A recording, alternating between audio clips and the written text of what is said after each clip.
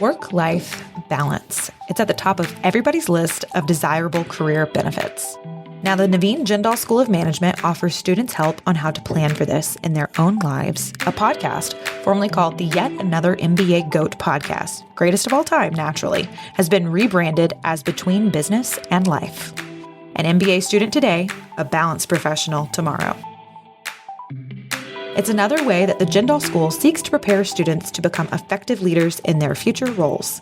The podcast offers new episodes monthly, featuring thought leaders who have achieved success in their careers, as well as an excellent work-life balance. Each episode is designed to equip students with the knowledge of business trends while inspiring them to manage both business and life. Now here's Lisa Shatz, Assistant Dean for the MBA programs at the Jindal School. Take it away, Lisa.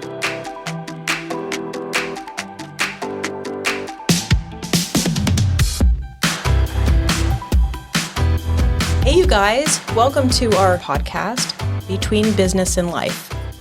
I am so excited to welcome Matt Rabinowitz here. Matt is an alum of our MBA program from 2002, and he is here to talk about the topic of cryptocurrency. Welcome. Well, thank you for having me. You have quite the diverse background. Since graduating, you have been a serial entrepreneur. From what I can tell, mostly from our discussions, it's been oil and gas, real estate, and investments. But you have done so much in such an interesting way, and being both in the U.S. and in Spain with different partners. So I'm going to leave it to you to introduce yourself. Thank you. Yeah, my background is more of a recovering engineer. I have a degree in electrical engineering, and I did that for a couple of years and kind of got to the point where it was, how do you convert two transistors to be a resistor? Just didn't do anything for me, and decided basically to go to graduate school. And after graduate school, I kept working at Motorola and worked into project management, program management, and then helped their venture capital team.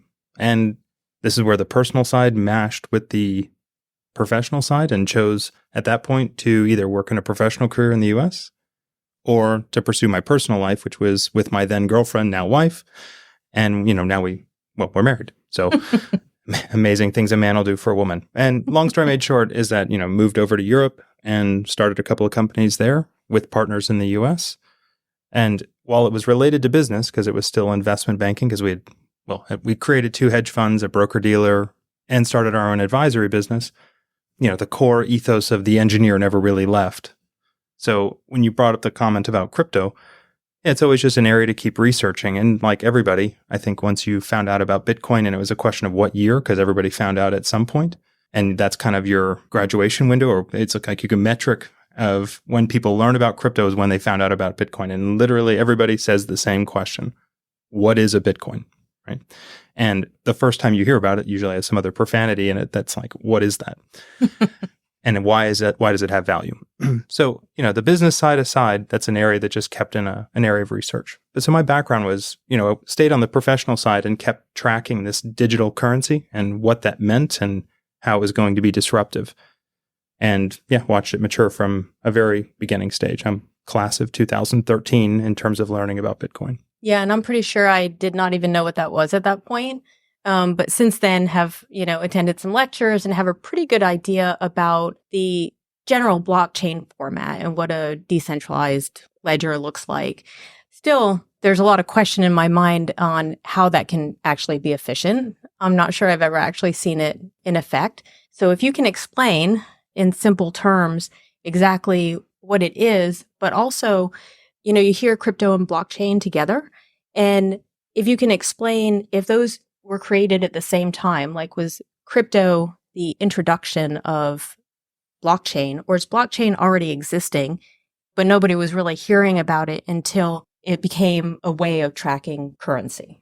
From my understanding, right, the background of it is there's a blockchain, and then people use the term almost slang of what is crypto, quote unquote. Well, before a blockchain, or the nature of it, is what was actually called a hash chain, where you're just taking data and taking a hash, or more or less a fingerprint of what that previous data was, and putting that fingerprint in the subsequent block so that you can provably determine what the sequence was, which block was after the next, after the next. Creating a hash chain is not really new. It's been around well before Bitcoin. The real innovation that captured everybody's imagination, per se, was this new concept of economics, really quote unquote crypto economics, which is how do you take a chain, a data structure, and apply economic theory to incentivize the decentralization. And that's the nature that was really different, is not so much the data of having a chain, it's how do you replicate the database into a different node, per se, and keep everything in consensus. And then the next most difficult part is to not require any intermediaries and include economics that incentivize good behavior and penalizes bad behavior. Which means where in the past there was one source of tracking that. So for instance, if it's the bank has a system that's tracking it and they're sending statements and you're checking yours with it. You now have hundreds or thousands or however many that are all tracking the same thing. To an extent, yeah. So I mean, let's even step back. If you were to think about how to construct the perfect system where you had a centralizing tool or decentralizing tool for humanity that would be ultra fast and provide perfection on data, the one thing that a blockchain, in my view, has really revealed is like the fatal flaws of society, like greed or ambition or nefarious activities. So the most perfected system we could ever create that would be the fastest would be to have one database the whole world used, had one username, one password, and it was everybody's account balance, and it went on the honor system to say, my value, my bank account balance is 12 and yours is 17. I do effort and you compensate me 3. Therefore, you or I remove the balance from you to me, and that's my balance. Right. And the challenge with that is human nature, because there will be somebody out there who says, I don't have to work. I'll just take one from them and they'll never notice. Right. And then the whole system unwinds. So then the question becomes, now that you kind of build a framework of that does not work, how could you build a system, a database, a ledger, for lack of a better term, that has those values, but has a incentive structure in place where putting in a fraudulent transaction would get removed or get ignored and everybody else would acknowledge a real transaction. And a transaction, let's just step back. So what does it mean to have a digital asset in the first place? Because it really is not so much crypto, it's a digital asset from a framework. So let's, view the world from a lens of an MP3, as child of the late 80s, 90s, whatever. You had an MP3 and then there was Napster and everybody could copy and paste it. And the value of a song is its intellectual property as defined by a court and guys and gals with guns that will enforce the law of copyright protection. The value is extracted by law, not the nature of having a digital asset, which is why music, the value of an incremental song is basically zero. It's only by coercion or fear of government authority that people don't make copies. You can make a copy of a song an infinite number of times, therefore the value of the song is basically only there. Now, go into a digital asset world, that was what was so innovative, was it's a combination of having intermediaries that were removed, economics that would encourage good behavior, and scarcity. Provable digital scarcity. So when the asset would go from party A to party B, that transaction would get broadcasted to all these folks who are economically incentivized to acknowledge it and maintain it. And everybody could see the value is no longer in A, it's in the hands of B. And B could send it to C, to D, to E, etc. So it's a time ledger, which is that time aspect of knowing when the hashes were put together because of these fingerprints that are put from one to the next allows for that digital scarcity. We can talk about this in a minute, but scarcity unto itself does not equal value. Utility is where there's value, and it is enhanced and enforced by scarcity. From what I understand, another negative is the energy use, which I think comes from having, again, instead of one computer holding that information, having the same information on many. Is that? It's not so much having the information on many. Let's step back. So let's imagine that you have the very beginning of it. It started and there were however many guys or gals, 2, 3, 50, it doesn't matter. And you could create and could have created and may very well have been a cartel at the beginning to say there will be 20 of us and we are all going to use a MacBook Pro, this model, to run it. And because all of us have the exact same computer, the same, quote, hash power, we can reasonably determine we'll have the same percentage of coins allocated, and I can go into what mining means in a moment, over a period of time. But now we go back to that fatal flaw of humanity of where it reveals somewhat the worst, where greed starts to kick in. Because it's decentralized and I can run my computer and I receive $12 or whatever the number is, or 12 tokens, and whatever its equivalent is in dollars, because there was no real market at the beginning, that was fine. Then one day I saw that I got 10. I was expecting 12, but I got 10. And I know that one of the other 49 people cheated then. So then I went out and I bought another laptop. And then I only got 8, which didn't make any sense because I should have gotten more, which meant they were cheating more because they knew I was cheating. And then everybody starts doing that. And then we started going from CPUs to GPUs to FPGAs to ASICs to make this hyper efficient model of mining. And it's turned into an entire industry. But it's also the same concept. It's proof of capital. They call it proof of work, but it's another abstraction of proof of capital to secure a network. It's just there's a lot of waste involved in that process of finding. So the corollary on that is, and it's the most simple definition of what mining is, it's of effort. So if you were to take 30 people and put them in front of Google Maps, and the incentive structure about how you were going to create a reward system would be to say, I want you to find whatever it's about to be X, and you have 10 minutes to solve the puzzle. And that is the way you can confirm it is the GPS coordinates, and everybody else in the room can confirm it. But I want you to only solve it in 10 minutes. That's the average. So you got a room full of 30 people or 300, it doesn't matter the number. And you say, I want to find a blue car next to a motorcycle. Go. So everybody's clicking on Google Maps and they're looking GPS coordinates, trying to find a blue car next to a motorcycle. And then 2 minutes later, somebody finds one, sends out the GPS coordinates. That person gets incentive, or everybody else acknowledges, hey, I looked at it, it's correct. And there's a blue car there. So you get your reward. That happens so fast that now we're going to make it more difficult. So it's a blue car next to a motorcycle next to a swimming pool. And that process continues. It keeps getting more and more difficult. Even if you have 30,000, if you had 400,000 people, somebody would broadcast it. So then you have to find a blue car next to a motorcycle, next to a swimming pool, next to a trailer, next to et cetera, to make some very narrow component where it's harder and harder to find. It's that effort, the proof of work, proof of capital of people searching or computers searching for a solution, not the solution. It's a distinction there. So I have a question. When the person is the first to find what they're looking for and everyone acknowledges it and they get a reward, what is the reward and where is that reward coming from? So the answer to that is the reward comes from the consensus from everybody else. It comes out of thin air. It comes out of the algorithm that determines a predetermined release schedule. Whatever that release schedule is going to be, and it depends on which blockchain we're talking about. Bitcoin, when it started, was 50 Bitcoin per, I think, every 10 minutes approximately. And then after a certain number of blocks or a certain number of times, then it gets cut in half, quote, the halvening, down to 25 per block, then 12 and a half, then 6.125, et cetera. And it's asymptotic to 21 million. It's its release structure. So there's actually a good economic term, and I don't remember what it is. But if you can imagine, creating your own currency, and you step back and said, I need to give these tokens to people. I outlined a moment ago about the Google Maps as a mechanism. It's just an abstraction example. But if you didn't use that, what would be a better way? If just the two of us created our own new currency that was, UT Dallas coins, would we give them to alums? Would we give them to new students?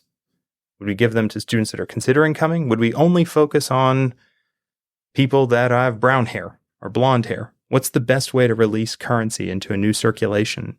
How do you independently allocate that to people without discriminatory effects? So that's the nature of this proof of work or proof of effort or proof of capital. Doing that mining operation, which has got crazy algorithms and lots of money being spent on electricity and whatnot and hardware, it's capital that's being expended to secure the network. The capital has to come from somewhere. So is this akin to a poker game where all of those people are putting in some and then it's being distributed, or where does that capital come from? External, right? So it's more of, if you step back and say, to the concept of poker, if you show up at a casino and you say, I'd like to buy 50 chips or whatever the currency number is, they'll say, okay. You say, no, I want the chips. I say, okay, you need to give me cash for them. So no, I just want your chips. It's got value in your system and I just want it. They'll look at you saying, well, you need to give us cash for it. So it's just a currency in that context, in that most basic context. And it is coming from the players.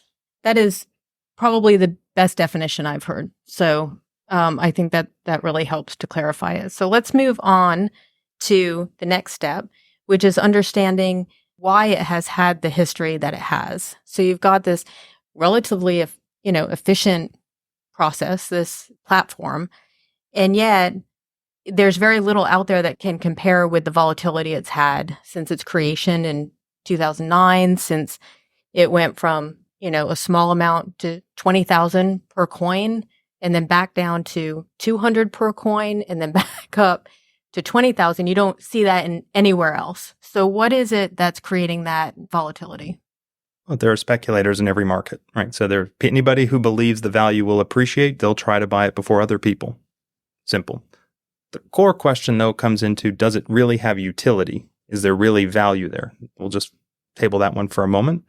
But as far as the value of it going up, some of the creators or some of the people in this space love to think that it's against the fiat system. But Bitcoin, I'm picking on Bitcoin specifically, Bitcoin by its definition is a fiat currency. It is only as valuable as people make it out to be. And in that context, it's really a question of, can you use it? Because if it's something you can't use, what is it? It's just scarce. And so are baseball cards. So is the investment, the speculative investment, based on the prediction that it will become something that you can use easily? That is an excellent question. Right. So going back, so Bitcoin right now, I'm picking on BTC Bitcoin. It presently is capped out right around 4 to 3.5 to 4 or 5 transactions a second for a population of 7 or 8 billion people. And there are techniques within Bitcoin using, lightning networks and whatnot to allow for much higher quantities of transactions. We really haven't seen a huge adoption there, but it does exist. Question, though, is will it really have societal value? Because that, in my view, my personal view, is where the value either it has speculative components to it today. And if we saw some monster stock market blow up or currency blow up in a foreign country, it's a levelizing force. But it doesn't have any direct yield into itself, and it's just scarce. So I'd almost frame it a different way. So if you had a publicly traded company, and that publicly traded company trust certificates, and the trust documents explicitly outline there will be no more trust certificates than 21 million. And the public offering said that current earnings are 0.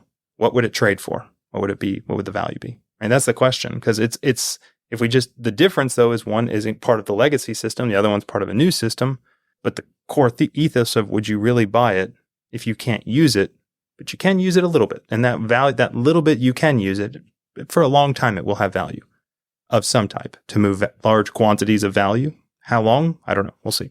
And so there's a good argument that is to be made that it's just a very slow moving mania. But it doesn't mean that it can't have and won't have enormous spikes in the future because it's scarce. And if there's a whole bunch of demand and not enough supply, prices go up. So it's all based on the bet or the prediction that it will become something that really is worth the value that they're estimating. So it's the greater fool's theory. So question for you, do you think it will end up being valuable and justify that high level of value? I would actually step back and say, crypto as a whole or digital assets as a whole, anything you can't kill will only get stronger. And because it's not a physical thing and because it's so easy to replicate copies of the thing, the consensus-driven database, it's almost impossible to stop it. Then once I've kind of digested that, then the real question turns into, does it really have utility? Can people really use it? And when I struggle with seeing some of the technology concerns or bumps in Bitcoin's past where they wanted to not change the amount, how big the block could be, it kneecapped their future, in my personal assessment. But there are other competing blockchains out there, not just Bitcoin. So one of the other ones that launched, I think in 2015, is another one called Ethereum. And Ethereum also has a blockchain. It, however, is not just about, so let's step back. So Bitcoin is really, really good at doing one fundamental thing, which is transferring tokens of its native token, BTC, from address A to address B, and then from B to C, C to D, and D to E, or D back to E back to A. Really, really good. And that's it. It's not, there's no Turing complete, there's no programming language that goes with it. Ethereum took a different approach, which is to adopt initially a proof of work model, which it subsequently upgraded last year to proof of stake, which we can go to in a moment. But it's a full-on programming language. And in that programming language, you can program A to B, B to C, but C back to A if and X and B, just all sorts of programming stuff that goes into it. And while it sounds like just like code and all gobbledygook, a bunch of really smart people, not me, put together this whole concept of what's called decentralized finance, where you could create a token on top of this ledger. And this other token could be transferred to another person, and they could transfer just the token. And then that just erupted. And then a couple of regulated firms figured out, well, wait a second, I could put dollars in a checking account at my regulated bank and issue a token that's got a value of $1. Now we're transferring the token, but the token is backed by $1, aka a stable coin. So one of the issues with the utility driven around Bitcoin is that it's every 10 minutes. And if I send you an invoice for, pick an arbitrary number because it's a $1,200 transaction, and you get $1,350. Well, that's not what I paid for, so please send it back to me. Then you got to wait 10 minutes. You don't know how much you're going to get back, etc. But if you're sending a stable coin and the transactions are settling every 20 seconds or whatnot, you can pay this full-on remittances. That's a use case.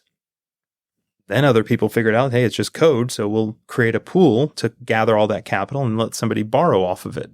Now we're starting to switch into actual real industry, societal utility. People can use that, and they are now. And actually to the point where you can have quantifiable, in the real world, you'd call it audited financials. In a blockchain world, you'd call it traced. Go look at a blockchain explorer earnings for an entire protocol. So protocols can have earnings now. Now you're in a different realm of, did that just not reinvent part of the stock market? Now, it's exceptionally early days, no dispute. And one thing that's quite interesting to watch and follow is how government regulators have just struggled with what is this animal and how do we regulate it? Because we need to regulate it and it's safer. But it's actually probably safer than what we have in the real world in many regards because it doesn't include some of the human failings where individuals can get in the middle. But then we've also watched some of them that were done poorly where it does. So you have to protect people. And some of those people don't want to be protected. And it's a system where, how does a government do this? It puts regulators in a real difficult position because there are securities laws. We live in a world full of laws, and they're usually for good reason. As I duck right now, people put in comments, want to kill me for saying that, but most regulatory laws are there for a reason. Some people, some grandmother, some elderly folks, some people in the middle have lost their life savings because they bought into something. And it didn't matter if it was crypto or if it was some pump and dump scam. And there's a reason for that stuff. And at the same time, now we've created a way where a lot of people can circumvent that. You now have a perfect audit trail. So statute of limitations, which one wins? What happens when an unstoppable force hits an immovable object? Normally, statute of limitations were created because people just can't remember what the hell happened 3 or 4 or 5, 10 years ago. Right. Now you got a perfect track record. This episode is brought to you by the UT Dallas MBA programs, top ranked nationally and in Texas. The UT Dallas MBA combines a robust core with 13 concentrations. You have an option to add a second master's degree. Your choices for that include 5 STEM designated programs. The MBA program has full-time, part-time, online, and other formats. They give you flexibility to fit your MBA education into your busy schedule. The skills and training you will receive are exactly what top employers are looking for. For more information, visit us online at mba.utdallas.edu. How do you suggest someone were to invest? So you take someone, like me that's looking at, I want to get in on this. I want to invest. And then you look at FTX, which I'm sure lots of people lost a fortune in that.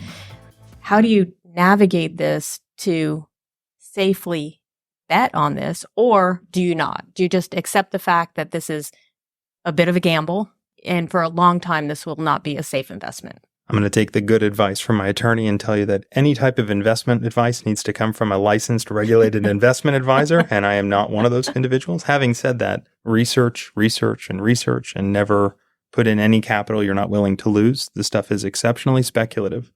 There are gems out there. There are projects out there that are amazing, that seemingly defy the laws of gravity because it's all digital.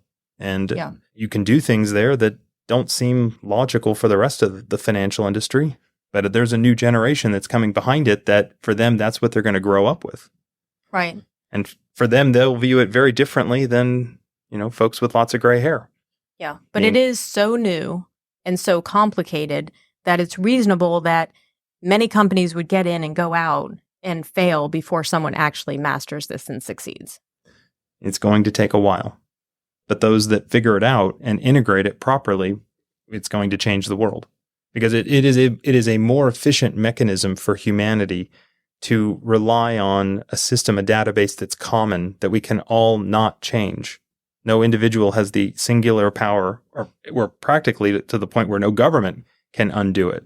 That's also good and scary at the same time. So, 2014, I'm talking with some friends at dinner, and the comment was, we can put everything on a blockchain. You can put stocks on a blockchain. You can put assets on a blockchain. Someone said, well, you can put title to your house on a blockchain. I said, that's awesome until you forget your password. Or you try to convince my mom, who still struggles with her alarm clock, that she has to log into something, and if she forgot her password, her house is gone. Yeah, it's going to happen. It's just not going to happen anytime soon. Tell me if this makes sense. So if I were to invest, being someone who's not an expert, but I were to put, $100 into each new kind of idea out there, whether it be, the next Bitcoin or the next FTX or whatever that may be, eventually one of my $100 investments will be the one and will be worth a fortune. Is that a reasonable thing to say? No. Okay, then cut it out. No, but joking, it's very similar to going to the craps table, or roulette, and saying, I know it's going to be red next because it's been black 6 times in a row. So right. Statistically, it has to be, but it doesn't. It's always 50%. Right. It could be 100 more companies out there doing it, or it could be 2, and we don't know when. Yeah. But that is actually an interesting thesis, though, that if you go down that model, then maybe the better area is not to invest in a company, but rather almost like an index. So let's rewind the video. So if there's another way to have a narrative about what, like Ethereum, because I'm more pro Ethereum than any of the others. Mm-hmm. But the reason why is it's because it's where there's the most utility and the most use.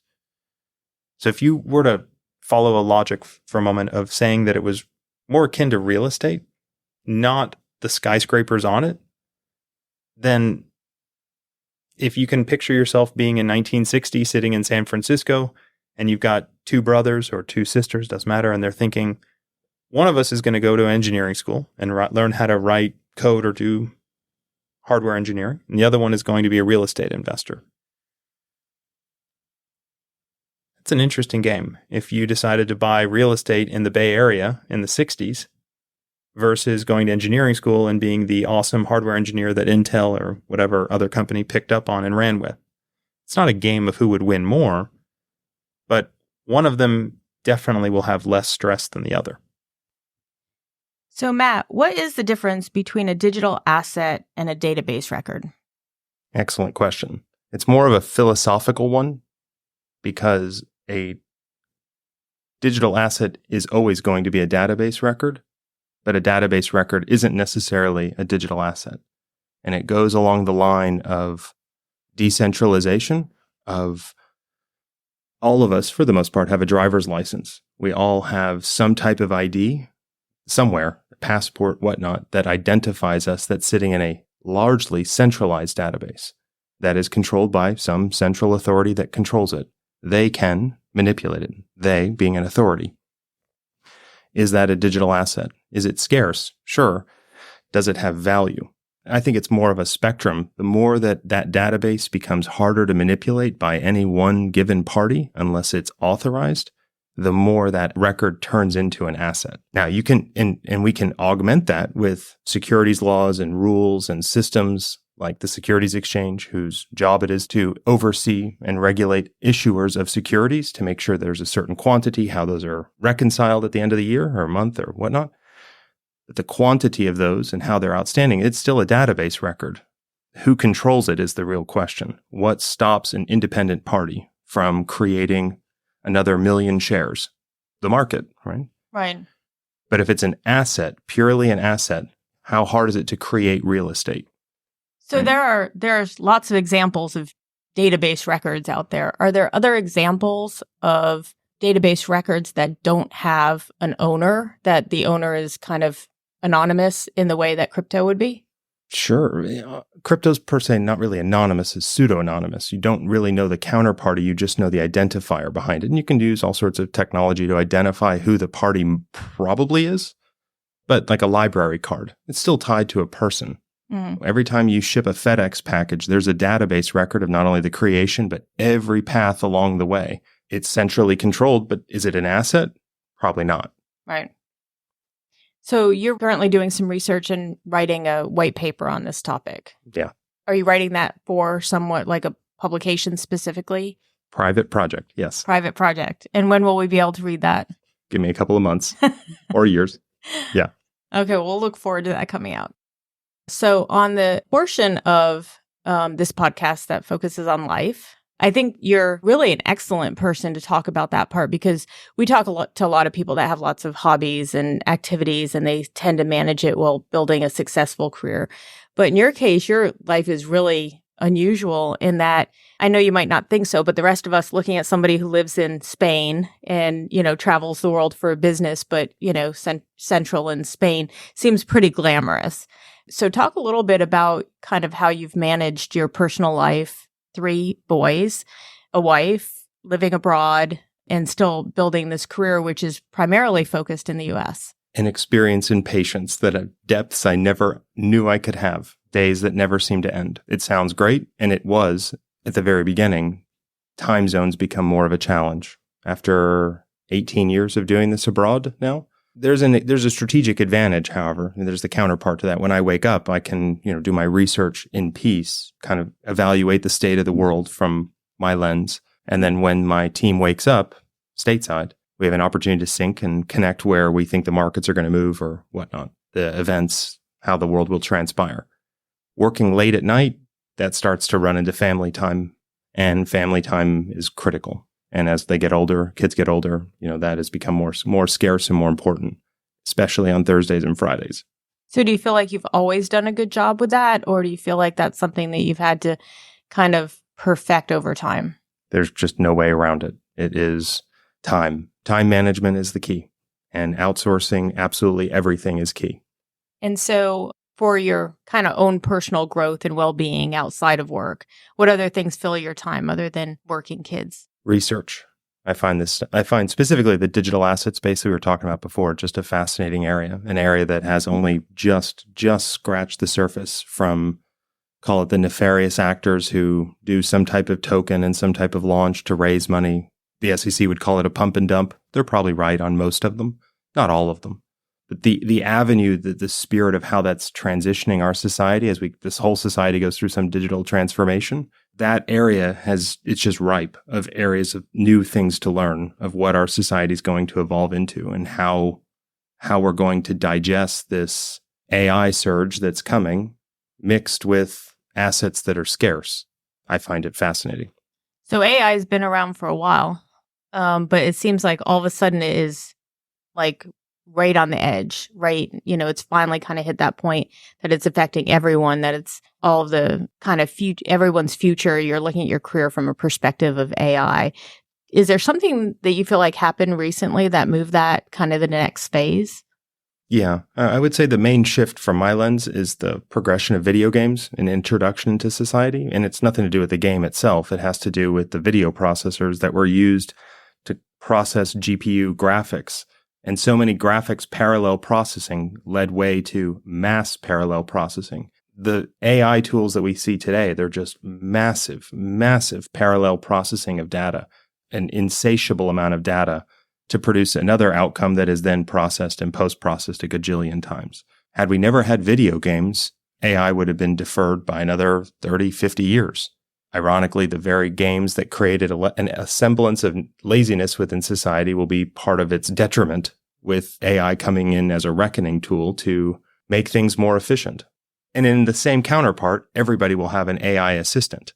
Everybody will become more productive. It will then further amplify the difference between folks, the have and have-nots. Will start to not necessarily be about if you have money or don't have money. It will be if you want to be productive, then you really will be productive. And if you don't care about being productive, you definitely won't be. Yeah, I see that in my students, right? The universities are a little bit hesitant to kind of embrace AI. They see it as a bit of a threat to the learning process right now, but it's only a matter of time until it's embraced. And students will be expected to do so much more because everything's so much faster. Exact same commentary with graphical calculators 30 years ago. Yeah. I'm in the generation in high school where you weren't allowed to use your graphing calculator, or they had to make sure the memory was clear because they didn't want you to store in the equation. Right. As if memorizing the equation from 30 years ago would help or break your career 30 years later. Right. It's the application of the equation that really mattered. Yeah. So I can't remember how long it took for kind of the educational world to catch up to that.